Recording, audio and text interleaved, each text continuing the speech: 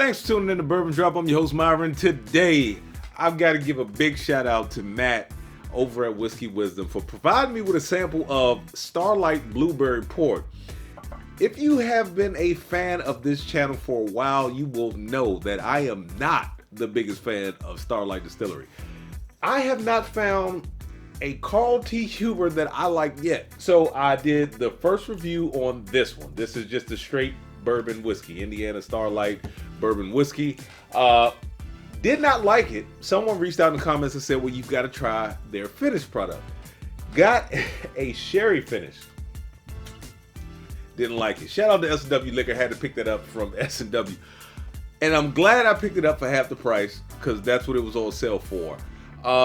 Just had one. Shout out to B-Og, man. Just had one in a blind. And it was the Cigar Amberana finish. It came in last. And I didn't even know it was in there because the answers were inside of an envelope. But Matt told me that this is the only one that he's actually been able to stomach. So I don't know if I'm just a glutton for punishment or what. Let's get into the nose.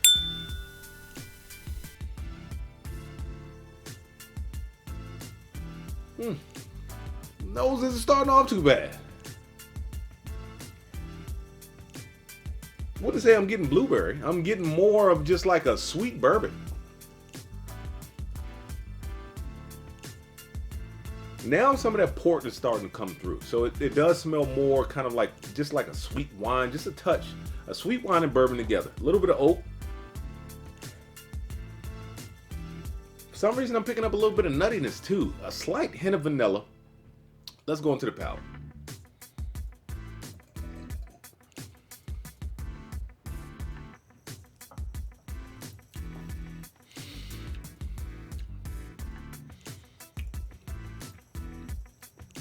You know what that actually reminds me of? That actually reminds me of a bourbon that's been finished in almost like a jam barrel or something. It's a very thick, syrupy, sweet finish on it. I can still taste the Carl T. Huber underneath. And I see why Matt said that this is the only one that he could stomach, because it actually masks a lot of that Carl T. Huber. It's something in it that I just do not like. And you guys know me. I don't sit up here. I don't dog bottles. Every once in a while, you know, I let the truth out anyway, but every once in a while, the truth comes out a little more animated than I would like it to. But I don't just really sit up here and dog bottles. So I'm not, it's just, put it this way. The Carl T. Huber stuff is just not for me, man. And I can taste it in there. Let's go back into the nose and palate one more time. Still oak, still sweetness. Still a little bit of that port. You gotta really like kind of dig deep for it. Let's go back into the palate.